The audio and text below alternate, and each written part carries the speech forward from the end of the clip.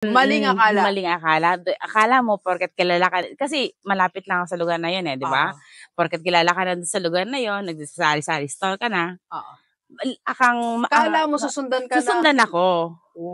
Akala ko susundan ako. Kala nyo susundan kayo ng kliyente. Kasi malapit ako. Mahal ka namin, Aling Tisay. No.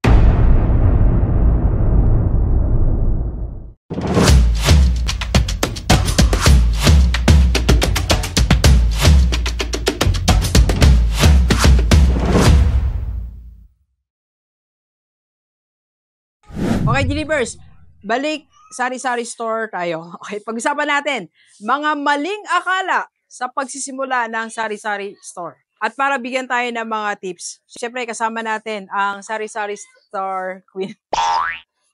Aling Tisay. Ayan. Hello, Delivers. Ayan. So, ganito. Alam naman natin na nagtapat na si Aling Tisay na isinuko niya na muna temporarily yung kanyang sari-sari store. Kasi magsisimula ka ng bago. Yes, Kasi, namali tayo, tama ba? Okay. Maling akala sa pagsisimula ng sari-sari store. Aling Tisay, ano ba yung mga maling akala mo? Sige. Yun yung unang-una dun, Doc.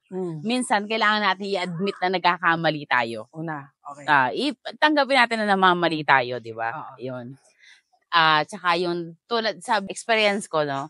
Yung sa pag-umpisa ng sari-sari store, di ba? Nanonood tayo ng mga vlog ng kung ano yung magandang negosyo.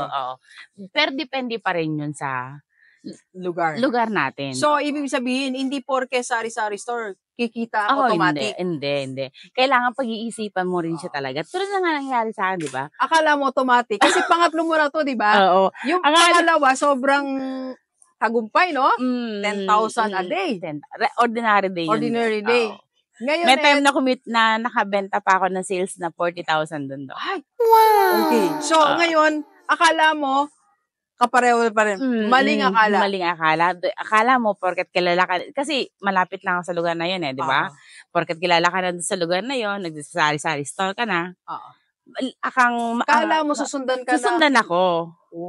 Akala ko susundan ako. Kala nyo susundan kayo ng kliyente. Kasi malapit ako. Mahal ka namin, Aling Tisay. No, hindi. Kasi malayo din kasi. Malayo din. Tapos may nagtayo rin ng sari-sari store doon kasi di pa malakas nga yung tindahan doon. So, kinuha na may-ari yung, kinuha nung may-ari yung inupahan ko. Sila nagtinda roon. Okay. So, instead yung mga tao na pumunta doon, pumunta pa sa akin, siyempre doon na lang sila. Okay, so, ano pa ang realization natin, Aling Tisay? Kasi, ang akala mo kikita. Bigla siyang hindi kumita, no? So, yung factor pa din, yung dami ng tao. Dami ng tao. Yung sagot sa mga pangailangan ng tao nakapaligid sa'yo. Kasi dito parang, may nagdadaan pero parang nagmamadali sila.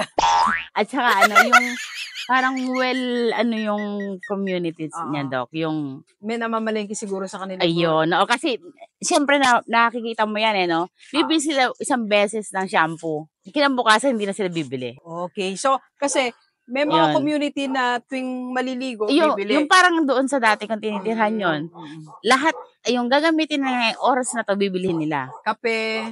Kung anong gagamitin nila ngayong oras na to, gagamitin nila, bibili nila. Ganun ang ganun. Tuwing may kailangan sila, bibili sila. Dito hindi. Pag nauubusan lang sila. Okay, right. Yun. Kasi nag-grocery sila. Yes, So, ibig sabihin pala, Aling Tisay, kailangan may market research ka rin. Yun, ayun nga lang, yung naisip ko, di ba? Hindi ka nag-research dito? Hindi. Hindi ka nag-survey kung anong klaseng tao yung nandito? Hindi. Kung gaano kadami? Basta naisip mo, kikita ako. Oo. Okay. Nadala-dala ko yung pangalan ng tindahan ko. Kung saan ako pumunta. Malapit lang naman. Tatawirin nila ako. Okay. So, maling akala, mali talaga. Hindi ko naisip na yung produktong binebenta ko, meron din doon sa malapit sa kanila. Okay. Kaya nga, yun nga, doon pumapasok yung competition, tsaka yung client kasi gusto niya madali. Oo, yung mas malapit. Kasi papupunta ba sila sa akin, meron din doon sa tabi nila. Tapos, yung presyo, pinarehas lang natin sa presyo ko. Okay, yan. Yun. So, Delivers, nakita natin, narinig natin, no? So, anong mapapayo mo ngayon sa mga magsisimula ng sari-sari store? Bago sila mag-start ng sari-sari store, alamin muna kung ano yung talagang market ng lugar na yon, kung ano talaga yung pangailangan ng tao, kung anong klaseng komunidad yung mga yun. Merong komunidad na can afford, kayang bumili ng weekly. Yun, oo. May ganong komunidad na, siyempre magtatrabaho sila, di ba? Pagka bago sila pumunta, pag uwi nila, dala nila lahat yung kailangan kasi nila. Working. Yun. Okay. So, tinan natin ito, survey natin, kung gaano ka layo yung mga pagitan kasi ng bahay dito, no? Kasi wala ka naman palang kapitbahay dito. Sino kasi bibili? Mga damo pala kasi dito. Kasi nga, diba, nung kinuha namin tong place na to, namin na for retirement. Okay. Yun nga yung isang vlog natin na retirement house kasi nila. Okay, so ito kasi wala talaga siyang katabi. Yung katabi mo dun, 2, di ba? Tapos ito naman, konti lang din. Tapos mga bakanting lote na siya. So, bakanting lote. Medyo kalayuan. Medyo mahina talaga siya. Meron din sari-sari store dito. Oo, yan, mali. Tapos may katabi pala siyang sari-sari.